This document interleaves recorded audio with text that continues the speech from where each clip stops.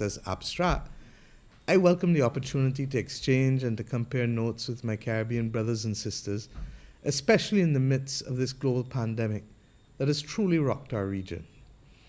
You know, everything in life is relative, and how we see ourselves as a nation must be influenced and even determined by where others of similar size and circumstances are at this juncture in the battle against COVID. I begin this evening by assuring you of the commitment of our Caribbean leaders, all of your Caribbean leaders, to wrestle this virus and its impact on our way of life to the point where it is truly under control and where once again our citizens can breathe. Indeed, during the course of today, we would have had decisions taken with respect to the vaccine and a very strong statement from the Caribbean community demanding equity and fairness, because in many instances our nations are literally too small in order to be able to take the decisions that need to be taken. And indeed, in circumstances, not only to take the decisions, to access the vaccines that we need to access, largely because when we call the numbers, persons say, "Is that all?" And therefore they don't immediately respond to you. It's been difficult, and we've said over and over, it's like the wild, wild west. But the region is adamant that there ought to be fairness and equity, because that is the only way we are going to move through and to get the level of herd immunity in this race against the variants and mutations that are taking place in this pandemic. We took other critical decisions with respect to food security, which has become a major issue at this time, particularly with the disruption in production and supply across the world. And indeed, one of our Caribbean neighbors shared the difficulty that they had with accessing certain types of food earlier in the year. And to that extent, we are adamant as a region that what we set ourselves as a target for 2025 in terms of food security really ought to be brought forward. And I may remind you, that was that we should produce at least 25% of our own food in the region by 2025. Indeed, I said to the head of the private sector organization that food comes also in 6-week crops and 12-week crops and livestock that can finish very fast, and that therefore by 2022 we need to see an appreciable improvement in our output in agriculture. President Irfan Ali from Guyana has literally been the one that has led this with distinction, and I commend him as we go forward. Similarly, for the first time, we've had a CARICOM approach to a joint tourism policy. And why? Because all of us are facing the difficulties as tourism and travel dependent nations of what it is to see, in our case in Barbados, 90% of our numbers evaporate over the course of the last year, and by extension, significant sources of revenue and employment, and not just in the tourism sector, but indeed across all other sectors, because as you've heard me say over and over, the reduction in those numbers has led to a reduction in demand for the products of our farmers, for our merchants, for services in our country, and therefore we believe that working together we can find joint solutions because we are facing the same challenges. Earlier today, I also had the distinct honor, before I went into the heads of government meeting, of going and marking with the staff at Morris Bayer Polyclinic, Dr. McCollin and Sister Welch, the issuance of our 25,000th vaccine last evening to a deserving, for a deserving population. Why is this important? Because we know that the major way out of this pandemic is through vaccination. Today, as I came to sit down here, I'm told that we would have done 29,186 vaccinations today, totally, ensuring that just over 3,000 vaccinations again today were added. This has been accomplished, my friends, in just over 2 weeks since our shipment arrived, as a gift from the government of India. I use this opportunity again to repeat my thanks to Prime Minister Modi on behalf of the Barbadian people.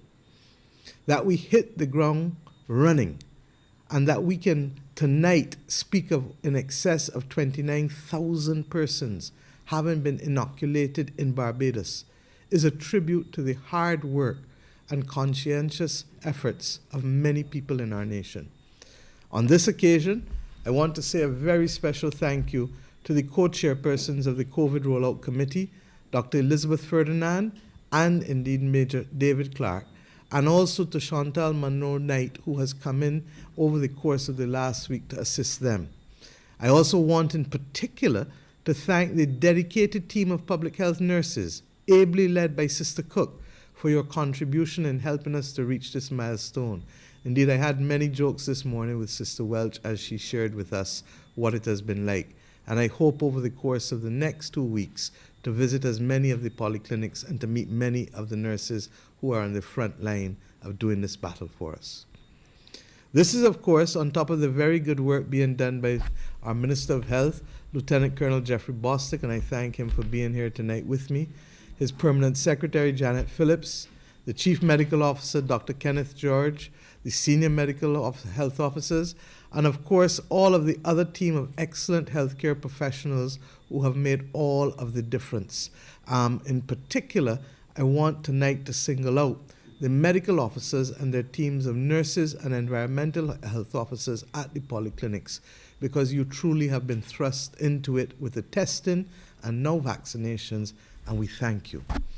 To them, I also thank the chairman of the Cabinet Subcommittee on COVID, Senator Dr. Jerome Walcott, who, while retaining his responsibility as Minister of Foreign Affairs and Foreign Trade, has ably helped me manage this crisis with the Cabinet Subcommittee and the dedicated team of permanent secretaries and public officers who very often are now meeting 7 days a week and have been doing so for some time.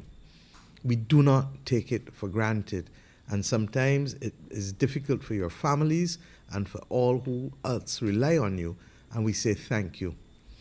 Our medical professionals, our nurses, our orderlies, our persons who are cooking, persons who are transporting, believe you me, they all continue to work hard. And in addition to them, there's also a number of volunteers who I want to salute. These are persons who have been doing hotlines from the very beginning. These are persons who are now, I met some today at Morris Bayer Polyclinic, who have come in to assist the existing complement of nurses in managing the persons there. These are persons who are also doing things in terms of entry of data. And many of these are not doing it for a professional fee or to fulfill any other contractual commitment or obligation, but because they want to help. Yes, the students may be part of Operation Give Back, but there are a lot of other persons out there. And there's also a group of doctors who I want to salute, because the truth is that as of next week, we expect them to be going into the communities, to homes, to be able to do the vaccination to persons who are either too ill to travel, too ill to take the risk, or immobile and therefore remaining home. We are literally planning to ensure that they have the appropriate equipment and oxygen and everything else that they need, and the training that they need to participate in the SHAPE app or any other software programs that are critical to measure how we perform. So my friends, we are progressing with our vaccine rollout program. By weekend, we will be in the home stretch for the administration of this first order of vaccines. As I said this morning at Morris Bayer Polyclinic, we could not be here if Barbados did not have a strong public health system.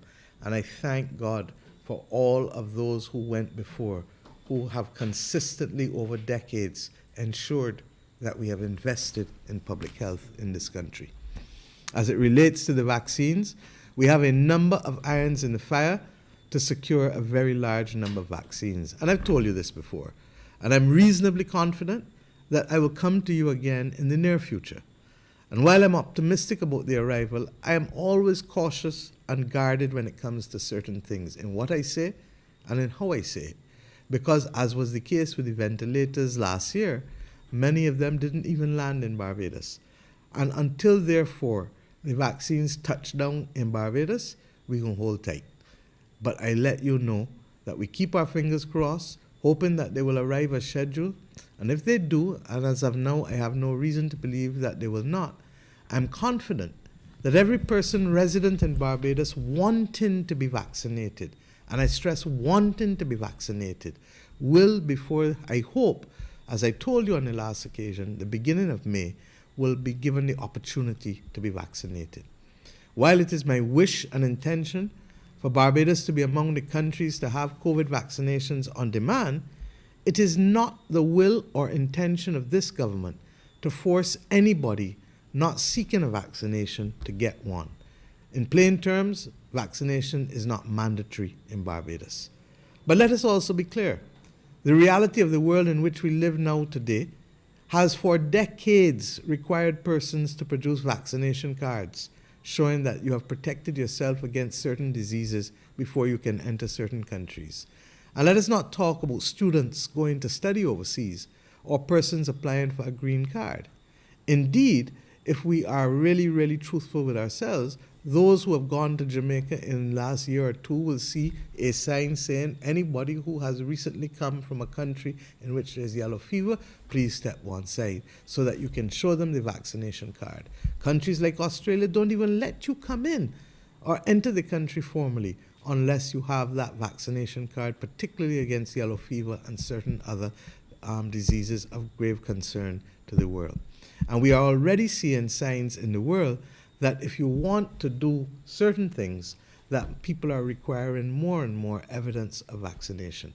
So while we are not making it mandatory, we are also going to be very clear in explaining to our population how the world is moving and the extent to which people's movements and choices will be limited in the absence of vaccinations. On the last occasion on which I met, I know many of you laughed when I turned to Jeffrey and said, Jeffrey, how many people died in the UK from the vaccines? The truth is that many of us have received the vaccinations and we are well. And I believe, like others across the world, that it is the direction in which we must go if we are to turn the corner around from this awful pandemic. But you know, vaccinations and human behavior go hand in hand. And while the vaccination effort will slow the growth and most definitely contain the number of fatalities and people who are seriously ill, it's not going to by itself overpower COVID-19. And we've said so all along. All the scientists the world over are telling us we have to stick to the basics. We have to continue to pay close attention to and to practice positive personal hygiene. And I know it sounds monotonous, but the wearing of masks, the washing of hands, the keeping of safe distance from each other, all of these things today are as important to the containment of the virus as they were 1 month ago, 1 year ago. It is still what we must do. And I therefore ask us not to drop our guard with respect to that, while at the same time I ask those of you who have not yet considered taking the vaccine to do so. As I said, almost 30,000 Barbadians have agreed to do so already, have done so. And indeed, one of the things that we're finding is that as we have opened up to both the vulnerable and the elderly, as well as those on the front line, persons are now calling in large numbers saying that they want to participate in the vaccination program. We've had a number of police calling back saying that they want to do. In fact, we have a special session for them on Saturday with over 100 of them coming. We've had over 150 fishermen and fish vendors who have understood that the safest way to operate in the markets is by they themselves getting vaccinated. We've had also an outreach now. I've instructed them to speak to the Barbados Christian Council and the Barbados Evangelical Council. Why? Because priests are some of the people who are also out there on the front line. And we will continue to work to refine any difficulties with the appointment system in the vaccination program. We know that the lines have been long. We apologize in some instances. But the truth is that anything for which there is great demand will have long lines and will have people wanting to get in. Willing to wait to get in. I'm told that that is the experience of those who want to speak on the call-in programs. I'm told that that is the experience of those who go into lines for fast food restaurants or for things that they love to eat. So that, believe you me, this one, to protect your life and to protect your well-being, is also worth it. But equally, we will try to do better with the appointment system. I know that there's a new app to be launched next week, and I hope that that will help. But the important thing is that everyone who speaks tells you how professional the nurses are, tells you how well the experience has been, and really it is a credit to our nation. And I thank you, as I said earlier. But where do we find ourselves tonight? Yes, we are still in the throes, regrettably, of a national wave of positive cases. Yesterday, we had 55 out of 677 tests. Today, we've had 42 test positives out of 829 tests conducted by the Best Dos Santos lab. Doctors George, Fords, and Bess will give you their scientific analysis and interpretation either tomorrow or over the weekend. I can't tell you which day because I haven't spoken to them because I came straight from heads of government here. But right now, tonight, I want to share with you where we are generally in this fight. Though these numbers may appear high on the surface, and I'm the first to admit that, I'm sufficiently informed by the health professionals who know what they're doing to know that this was to be expected given a series of circumstances over the last weeks in which all of us, have dropped our guard in some form or fashion. As I've said to you, I'm not about the blame game right now because I don't have eyes in the back of my head, and it is very easy for anybody to point fingers. But as a young girl, I learned that whenever you point a finger, when you point one, three are pointing back at you. So I ask us to stay focused on what is the challenge of winning the battle against this pandemic. And while there's value in stopping in the middle of the race to reflect and review on how or whether we stumbled, there's also greater value in learning from those stumbling blocks. We welcome all commentaries and observations and shall take into consideration all which is proffered in good spirit and from a perspective of knowledge, insight, and experience. But in the final analysis, my friends, there are certain truths which must be considered here. We are in the midst of a global pandemic. Don't get tired about it. We are in the midst of a global pandemic. The last known global pandemic was in 2009 when the H1N1 virus appeared. And even though that pandemic did not reach our shores, thanks to the vaccine effort back then, it was a pandemic nonetheless. We must be ever mindful that COVID-19 is still evolving. The many strains and variants emerging tell us there is still a level of dynamism. And I would be the first to acknowledge that neither myself nor any member of my government is in position to say that we are an authority on COVID. I am in regular contact with the leadership of the World Health Organization and the Pan American Health Organization. I want to thank Dr. Tedros and Dr. Clarissa Etienne, with whom, both of whom I speak at least usually once a week, if not more. I told you earlier, CARICOM leaders examined this matter in detail all yesterday and for a while today again. No one I have heard, including Dr. Fauci in the United States of America, is positing themselves as an authority on COVID. And why? Simply because they never studied or experienced anything the magnitude or the impact of COVID. Indeed, I would venture to suggest that it is only our distinguished Barbadian citizen from St. Peter who at 111 years old might have any clue about anything similar to COVID with the Spanish flu between 1918 and 1920. And even then, he would have been too young to remember probably. But here in Barbados, as with everything else, with 287,000 souls, you and I both know that we have 286,000 authorities on the subject. And this has been our experience because we are a country that likes to discuss matters. You know, this reminds me of a meme that somebody sent me earlier today. And I thought about whether I should share it or not, and I decided that I will share it because I feel that it will lighten the mood a little tonight. And I'm conscious that I'm speaking while some of you may still be having supper. So let us go. Medical experts in London today were asked if it was time to ease the COVID lockdowns. The allergists were in favor of scratching it, but the dermatologists advised not to make any rash moves. Gastroenterologists had a sort of a gut feeling about it, but the neurologists thought the government had a lot of nerve. Obstetricians felt certain that everyone was laboring under a misconception, while ophthalmologists considered the idea short-sighted. Many pathologists yelled, "Over my dead body," while pediatricians said, "Grow up, no?" Psychiatrists thought the whole idea was madness, while radiologists could see right through it. Surgeons, and Minister Walcott would know this, decided to wash their hands of the whole thing, and pharmacists claimed it would be a bitter pill to swallow. Plastic surgeons opined that this proposal would put a whole new face on the matter, and podiatrists thought it was a step forward, but urologists were pissed off by the whole idea. Anesthetists thought the whole idea was a gas, and cardiologists didn't have the heart to say no. In the end, guess who won out? The proctologists won out, leaving the entire decision up to the politicians. Now, my friends, what this really says to me is simple everyday language, is that there is no right and there is no wrong way to battle this beast right now.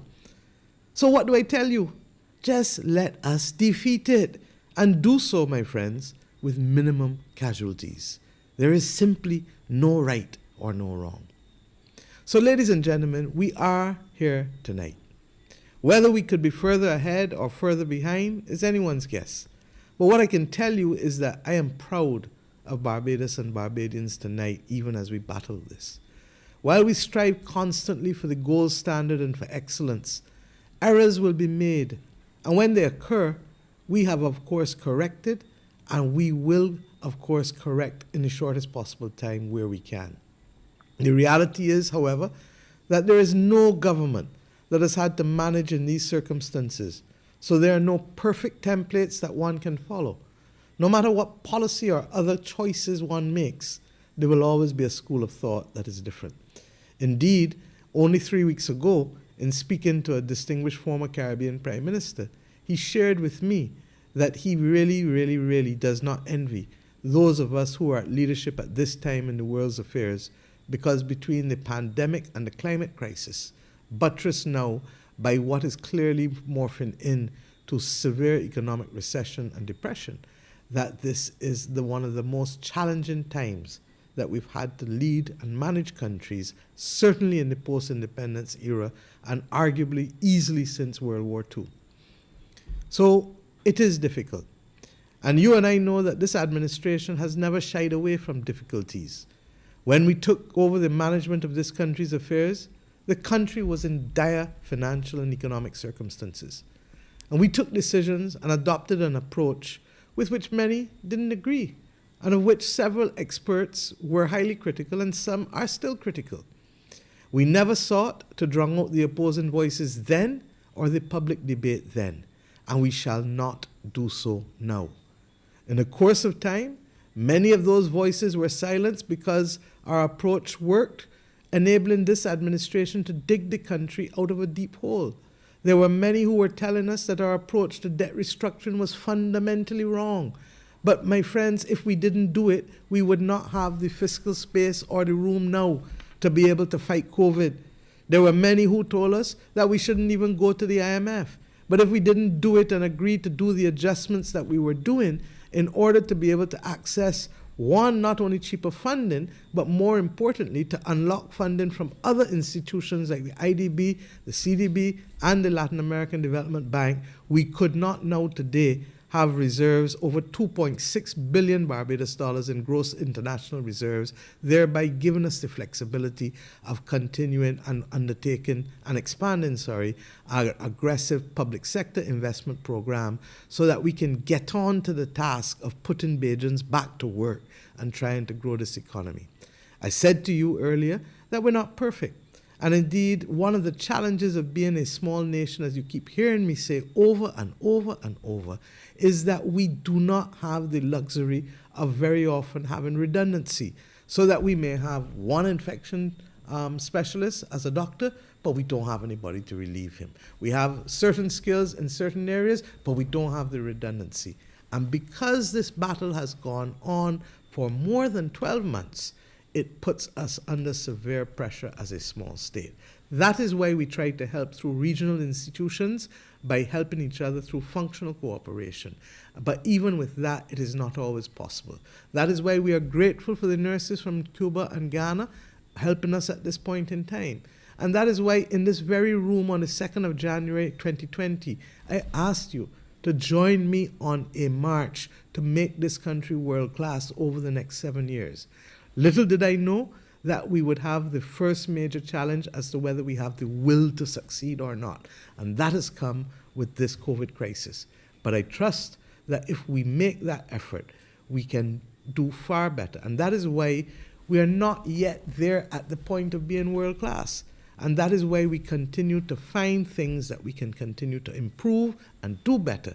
And I ask us to bear in mind that this crisis, this pandemic, is so wide-reaching that there are too many moving parts and therefore requires us sometimes being a little more understanding.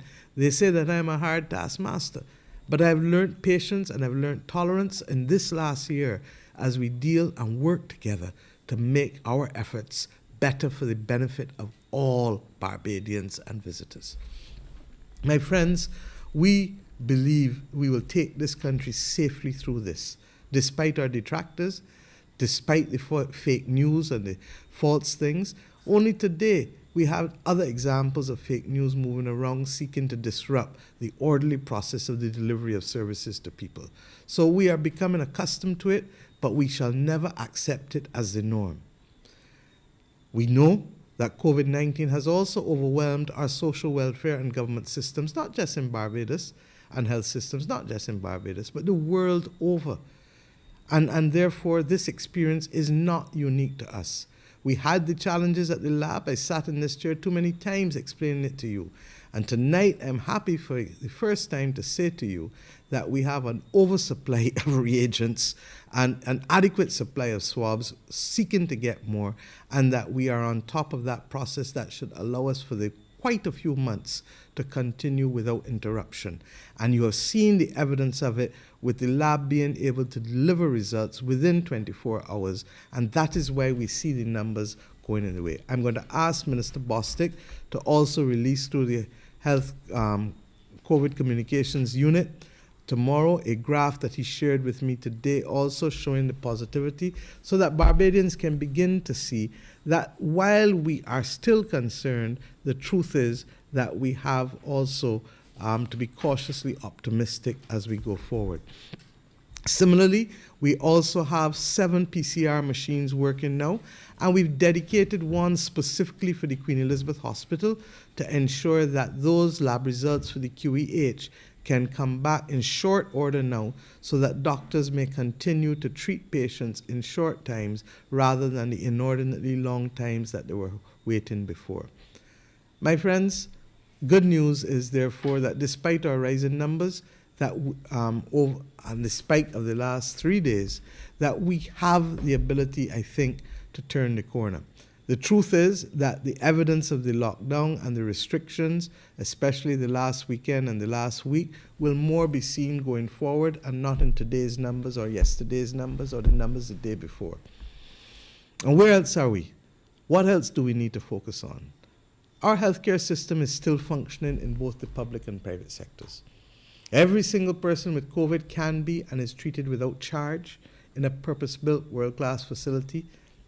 No one in need of a ventilator is denied access, nor do our healthcare professionals have to decide who gets intubated and who does not. And while I'm on this point, I want to remind young Barbadians in particular. We have a young person who has been intubated. And I want to say this because too many young Barbadians feel that they are immune from being able to catch COVID. And far from that, they are very much vulnerable and very much need to participate in the effort to heed all the protocols. So when your mother or your grandmother, your father, your uncle, your aunt ask you to be considerate, ask you to stay in, ask you to wear the mask, ask you to do certain things, I beg you do, cooperate. Because you're not only helping them, you may well be helping yourself. We still have sufficient acute care beds available at Harrison's Point if we need them. We still have well-established and well-outfitted quarantine hotels because we've chosen to use, in many instances, existing hotels. And we also have chosen to have, separate from Blackman Gaol and the dedicated nursing home that we had, to use hotels as isolation facilities as well, where positive and asymptomatic persons can be monitored and cared for as required before release. Many of them are not yet at capacity, but if it becomes necessary, as I told you on the last occasion when I was here, we will add more.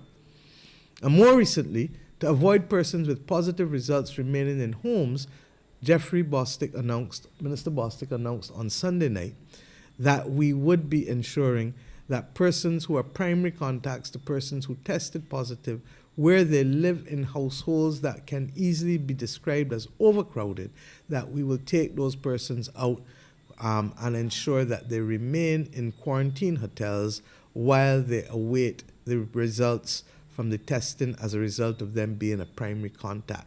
I'm happy to report that this process has started in the same way that I'm happy to report that his concerns with respect to the transportation, collection and transportation of patients has been dealt a turnaround by us ensuring that we've applied all of our resources to be able to improve on the effort of the last few weeks. This I regret, but this I know we've started to do better since he spoke on Sunday night, and we will continue to ensure that the government stays the course on this. In some instances, though, I must tell you that people have given wrong numbers, and therefore the ability to reach them has not always been easy. And I appeal to all who are being tested, please ensure that your contact details that are given to us are accurate and that we can find you as soon as possible. This does not excuse what has happened for some people over the course of the last few weeks, but equally I know that we can do better going forward. And as I said, part of what COVID has done has to expose that we are small and we don't have the vulnerability. And in many instances, institutions have literally on a weekly basis been threatened by numbers being removed as a result of positive tests with COVID. And this has also affected some of the functioning of the Barbados Defence Force, who has really been in the front line of helping us in this mammoth logistics effort with transport. I am satisfied, however, that we have turned the corner on that and will continue to do so. So my friends, where else have we gone? This government has also carried out and is in the process of still carrying out one of the most comprehensive financial support programs for individuals, families, the elderly, the vulnerable, and almost every category of worker, from hairdressers and nail technicians to taxi drivers and self-employed persons to vendors and shopkeepers to fishermen, than this country has ever seen since independence. We've not finished distributing the care packages, and that has been compromised partially, as I said, by the numbers who were affected in the BDF. But believe you me, we still believe that this is the fairest and most transparent way to distribute food, going to every household in the areas where people are affected. As I said, we are deliberately not targeting upper middle income and middle class areas, but are going into working class and lower middle income areas where the need is greatest. And to that extent, I thank you for your patience. I know many of you have already received, and some of you will continue. Some of you will receive as we go forward in the next week or so. I don't know of any other comparable program in the region, and I would challenge anyone to find me a larger number of similar programs globally. Why? Because we've stopped and we're small enough to ensure that we care for each other and reach out to each other. Will we give people the best of everything? We can't. We can't afford it. But will we make sure that people can live in this country? We must. And to those of you who are feeling agitated, I get it. Believe you me, I get it. And it is for that reason that I support the outreach program by the Ministry of Tourism on mental health to hotel workers.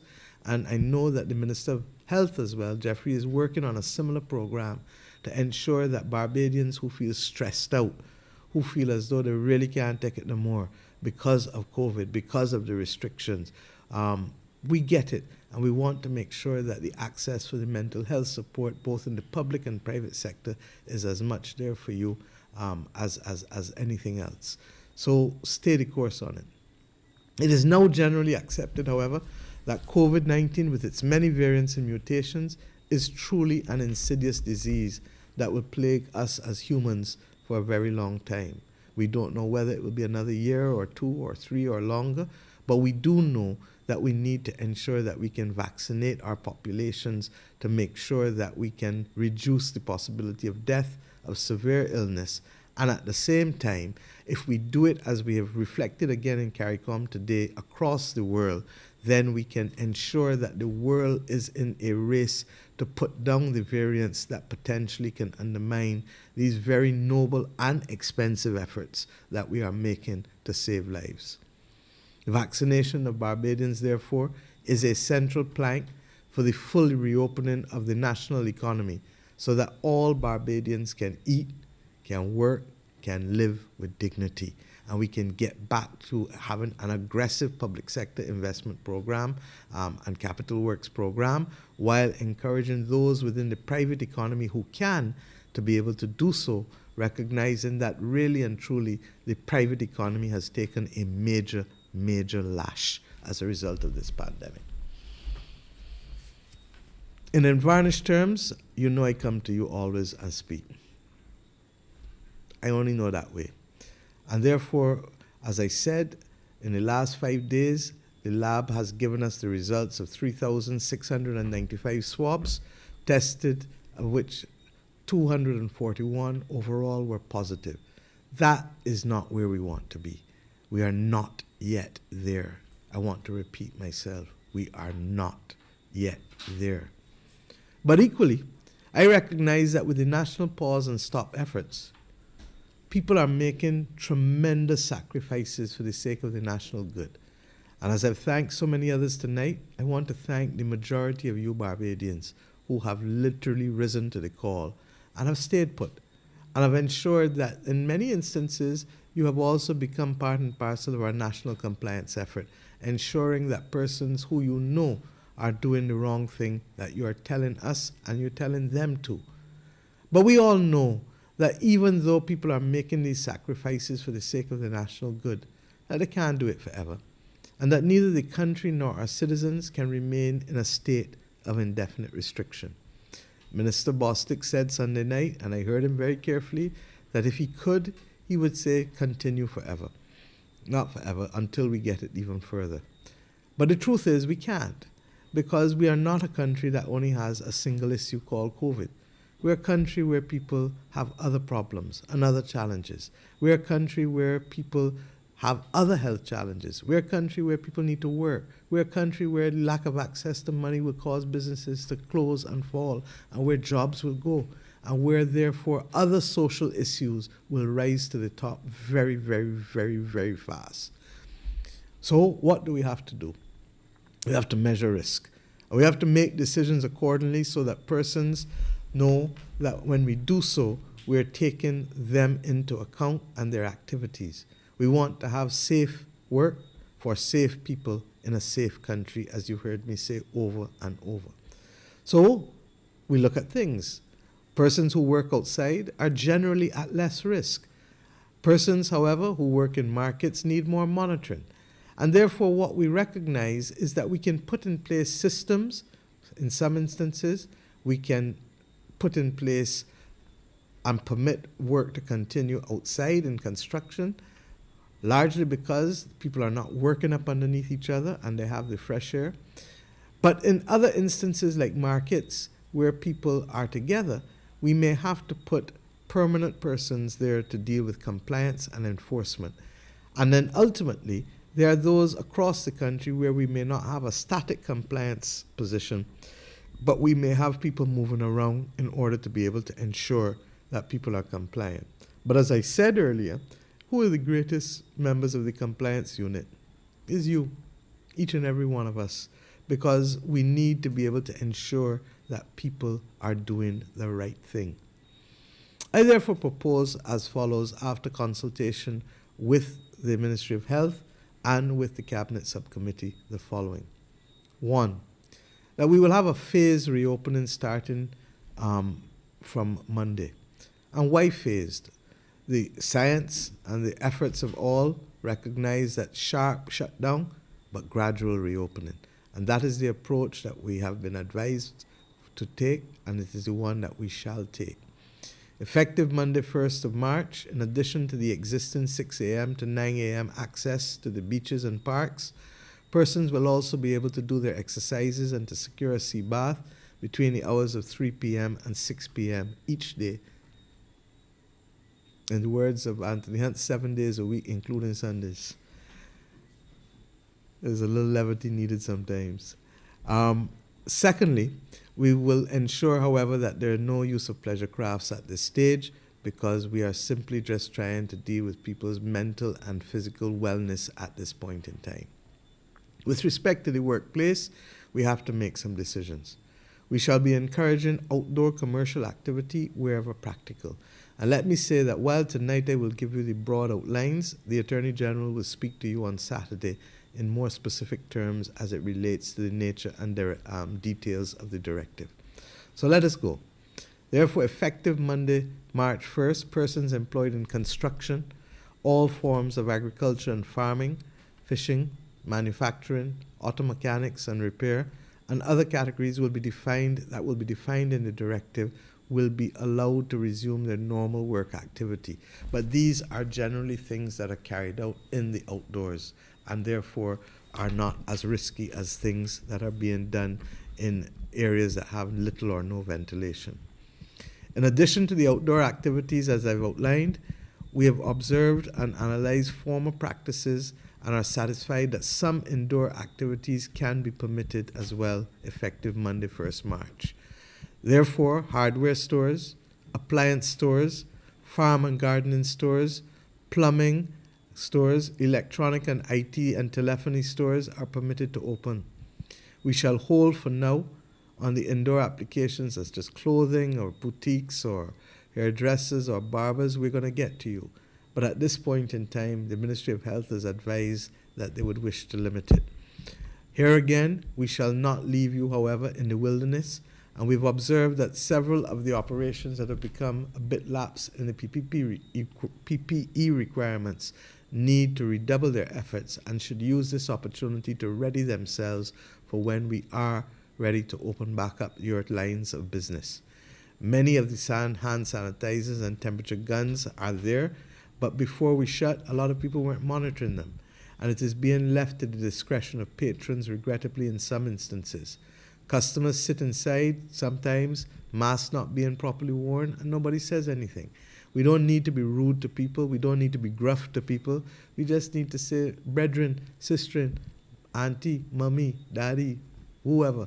Just pull up the mask. It's dropping under your nostril. My dear people, we do not have the manpower, as I said earlier, to monitor every single business entity in the country. And that's why I'm stopping all the time to reinforce the need for you to follow and enforce the protocols.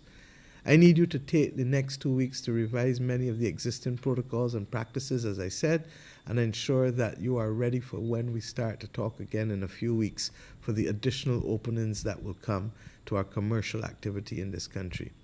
In the meantime, however, we will ensure that those of you will have access to our subsidization program as coordinated by the Ministry of Small Business by Minister Simmons. We are in the process of continuing to disperse. A number of people have gotten quite a significant number, but we are still dispersing to persons and will continue to do so for those of you who remain affected as a result of my announcements. With respect to restaurants and fast food operations, effective Monday, 1st March, we will permit once again curbside pickups, drive-through and delivery for restaurants and fast food establishments. We will ensure that let me put it a different way. We expect that there will be a large number of people, including small food vendors and cook shops and persons who sell pudding and sauce and food going forward. And while I am the first and foremost sometimes to tell you that we will be there, I want to deal with a difficult matter. And I'm going to deal with it now. You cannot be selling food on the shoulder of a highway. We simply can't be doing that. It's not safe for you in case somebody comes off on the shoulder and knocks you down. And similarly, it is not safe to the patron, and it is not safe from a public health perspective. So let us use this opportunity to build forward better. And therefore, along the ABC Highway, let us not go back selling things and food there. As it relates to the coconut vendors, we're going to also talk to you and ask you please to clean up after you do your things there, because you then, if those things are left there, they become a risk for dengue because they will literally gather water and become a public health nuisance at the very time when we are trying to keep people healthy. What I will say to you is that you know me. I'm not going to ask you to move from where you're making a living. And that's why it hurts me to the core when I hear people talking ignorance about this government against small people. Tell me which other government has ever put in place the kind of support that we've put in place for small people in this country. And whether it is those working from Temple Yard, or whether it is those who have been allocated lands to farm, or whether it is those we want to continue to work with, believe you me, this government is going to be there for you as long as we're capable. But let's also get real. What we need to do is to make sure that we don't put you in harm's way too. And we don't want to put you nor your patrons. And therefore, to that extent, I've instructed Minister Simmons to meet with those of you who are selling on the ABC Highway and see how we can find ways of relocating you to make sure that the practice, which is no longer tenable, can move. Other roadside vending across Barbados must be done in accordance with the law. I have every strong support for vendors, and that's why the Barbados Association of Vendors was given a location that brings greater dignity to their actions in a way that they never had before we put them down at opposite Wisers on Spring Garden Highway last year. We will work with you, but don't let us don't let us do things that will cause us regret as we go forward. And that's why I'm appealing to you, even in the midst of this, to let us build forward better. And those with other roadside vending, do it only when you have permission. I also referred to the sailing and the positioning, as I did before, of cars on the shoulder of the highway. All of these things undermine the order that we need at this stage. With respect to administrative offices, professional services, parts and repair operations, things that are really functional, and then government entities such as the law courts, the registry, the post office, the land registry, etc. I'm advising corporate registry that these can and should reopen utilizing minimum physical staff necessary to offer a satisfactory level of service to the public.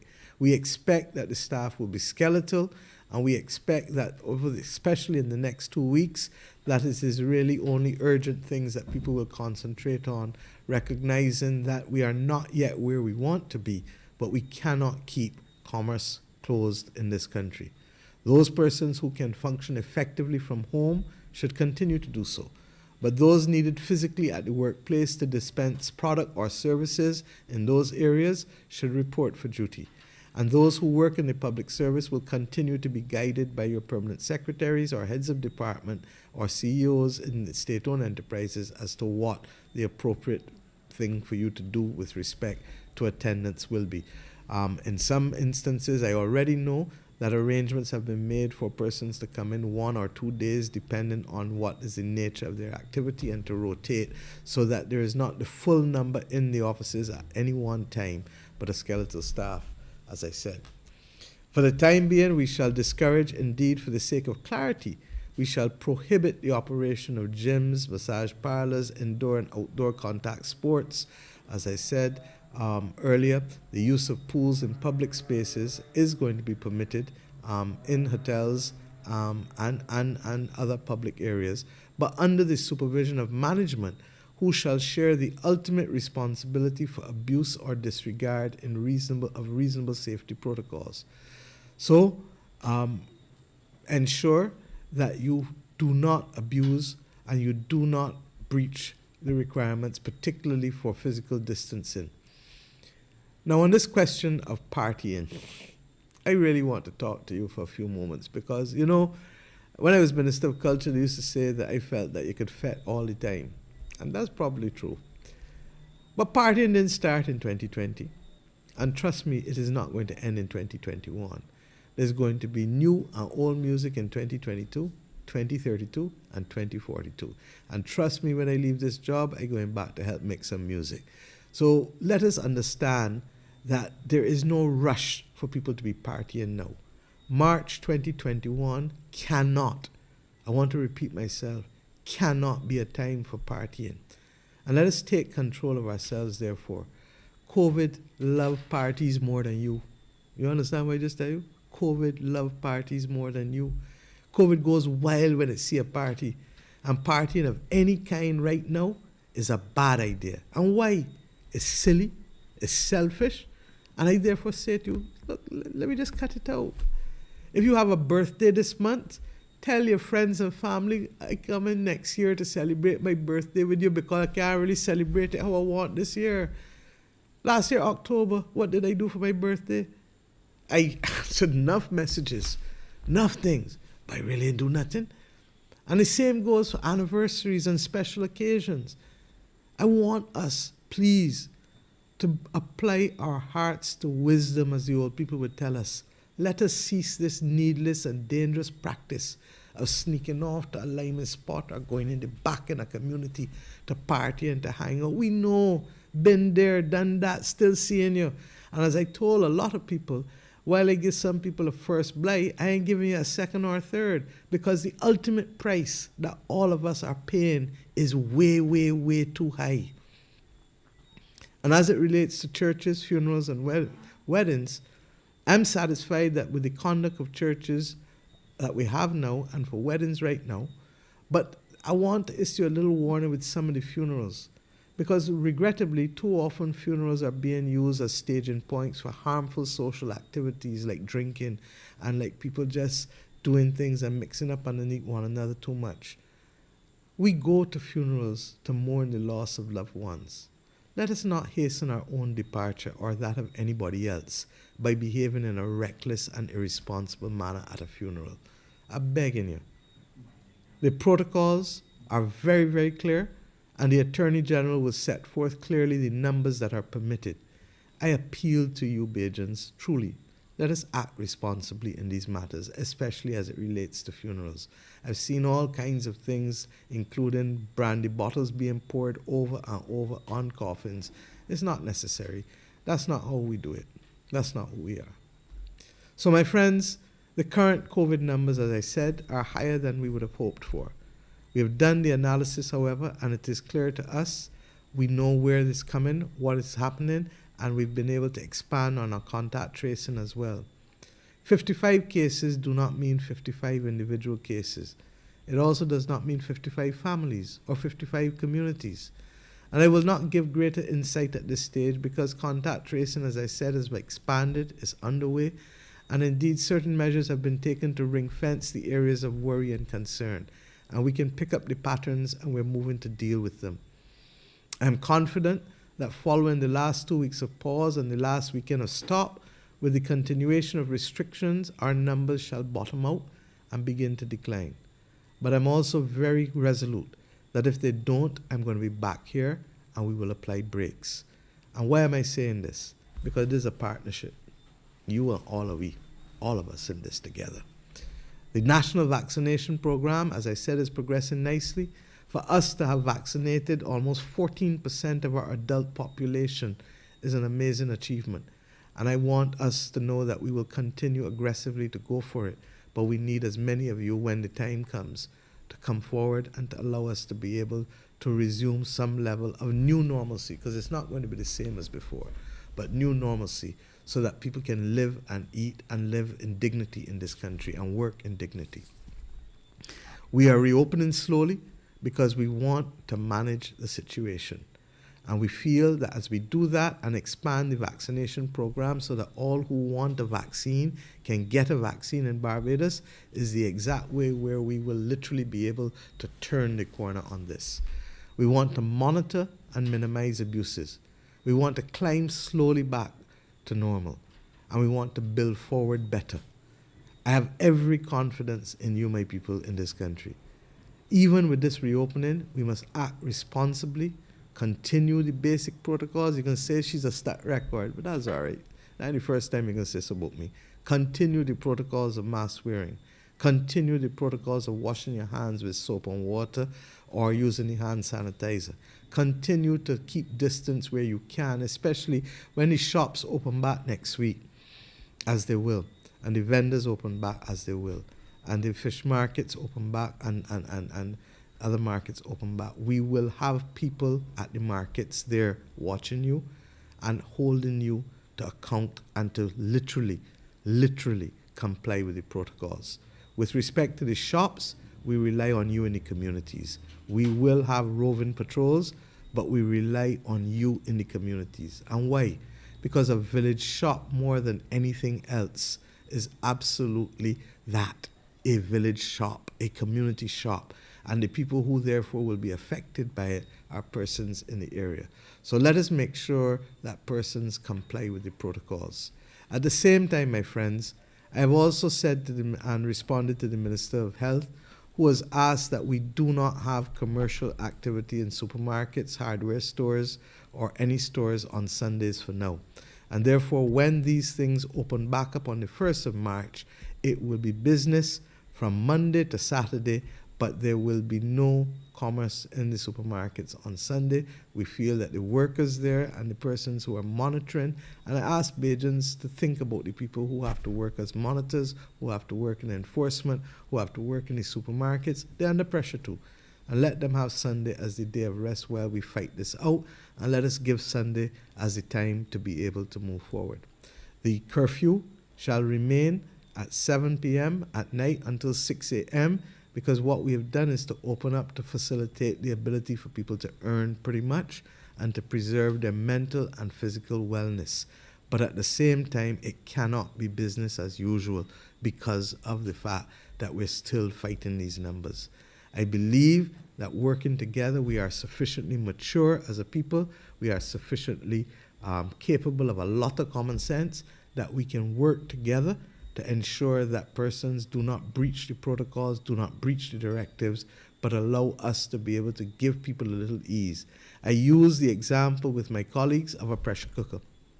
If you don't ease the pressure a little bit, the pressure cooker can explode. And therefore, you need to be able to have something that eases the pressure a little bit. We are trusting you to allow us to ease the pressure a little bit. But we equally know that if we have to press brakes again, we shall do so. As I said, supermarkets will continue therefore to open from Monday to Saturday. The times will remain the same because the curfew is 7 to 6 in the morning. And the hardware stores and all of the other appliance stores that are being open and other things that are being open will follow that footprint, with the one exception of gas stations that will remain open on Sundays. Not the mini marts of the gas station, but the gas station itself. But for Monday to Saturday, gas stations will in fact have their mini marts reopened to join the other mini marts and supermarkets that have existed open over the course of the last few weeks. So my friends, can we do this? I believe we can. Can we behave like the responsible adults that we are? Yes, we can. Life is fundamentally about choices, and the consequences to the choices we make have to be accepted by us as adults. That is what we learn when we become mature, when we become adults in the world. And I have every confidence that if we can get the message out there, and I know that not everybody listens to TV or listens to social media or listens or reads papers, and that's why we're asking persons, including those who have influence across people in this country, get the message across that you're getting a little ease, but we're not out of the woods. That you're getting a little ease because human beings need sometimes to breathe in between. But even as we breathe in between, let us not drop our guard. Let us not put our country in a position that can be worse. And let us, as we do all of this, recognize that there is merit in having a sensible discussion on vaccinations. Because I truly believe that vaccinations, the national vaccine campaign will help us turn the corner. Tonight is not the night for me to speak about the details of a national vaccine fund that we will launch very shortly to help us pay for the vaccines when they come, because they will come at a high cost. We were fortunate that these first 100,000 were free, and therefore it would be unethical for us to have charged anyone. Barbados is that place where we educate each other at tertiary level without charging fees, because all of us agree to commit to take the most vulnerable among us and the weakest among us on the journey. Similarly, in this vaccine journey, we're not charging people, but we will be appealing to people to donate to the National Vaccine Fund at individual levels and at corporate levels, because your government is under stress. But we are not going to change who we are, because as you've heard me say over and over, principles only mean something when it is inconvenient to stand by them. What's the short message? That even as we have a little ease, we have to stay the course. And I can only share with you what has been my experience in life. I haven't had anything that has come easy to me. Believe you me, people look on and they think, but they really don't know.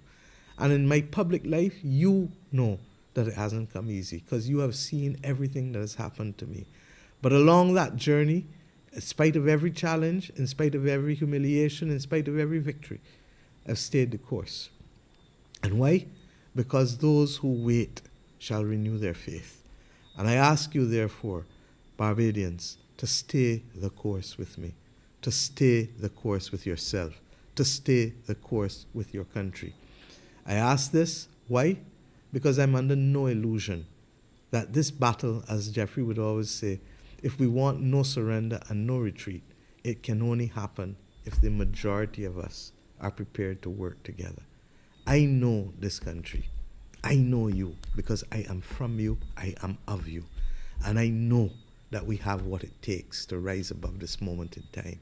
I ask you, therefore, let us as people who have the honor and privilege of living on this blessed rock do the right thing to each other, for each other, with each other, and stay the course, and let us battle this pandemic as I know we can and shall.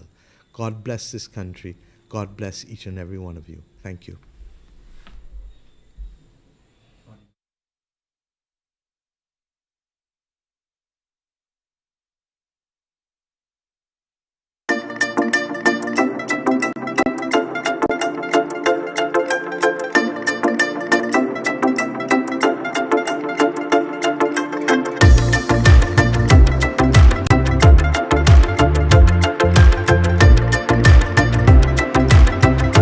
Last night in the country, we reached 25,000 vaccinations. We surpassed it.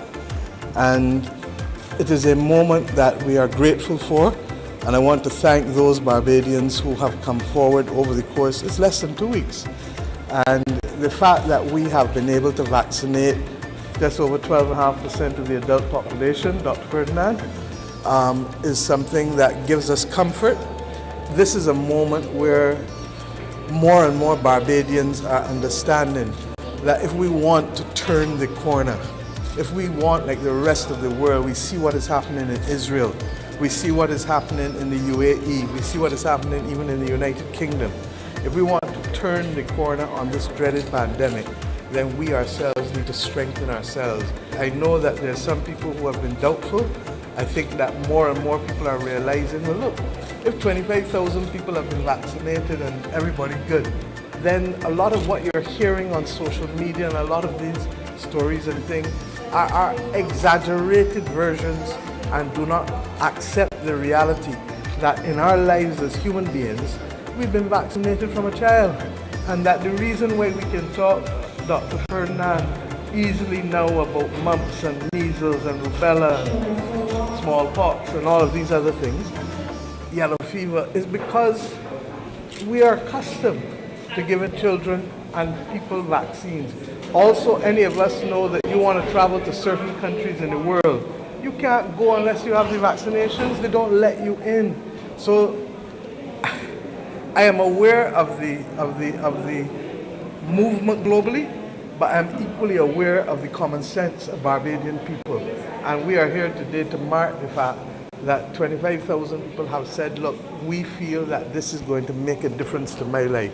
And as you move around and talk with the patients here and elsewhere, there's a sense of relief, and there's a sense of gratitude, and there's a sense of happiness. This morning is about also giving comfort to those Barbadians out there who are still pondering, who are still thinking. I said, go to talk to your doctor, let your doctor talk through the process with you, and give you that sense of calm and comfort, and come. In this building really lies the legacy of public health in Barbados. And that's one of the reasons that we chose to come here. And we take it for granted. But one of the things that has separated Barbados from most other countries over the decades has been the quality of public health delivered in a country that is as densely populated as ours. So I want to salute you and thank you. As you know, we had hoped at the beginning of the year to have the celebration and the awards for all of the doctors, frontline workers, nurses, orderlies, ambulance people, everybody who has helped us. But obviously, the community transmission has put that on hold. That will be done as soon as we are in a position to do it. What we do in public health is often not seen, and therefore people are often unaware of what is actually happening in the background. It's only when you stop doing it that you see it. But currently with this pandemic, I am very proud of us Barbadians and visitors and residents who have actually come forward for the vaccines, taking a step forward to make sure that we can protect our own persons here in the island. I commend those persons who have already come forward for the vaccines, and I recommend that every last one of us come and receive the vaccine. That's the only way we can beat this monster.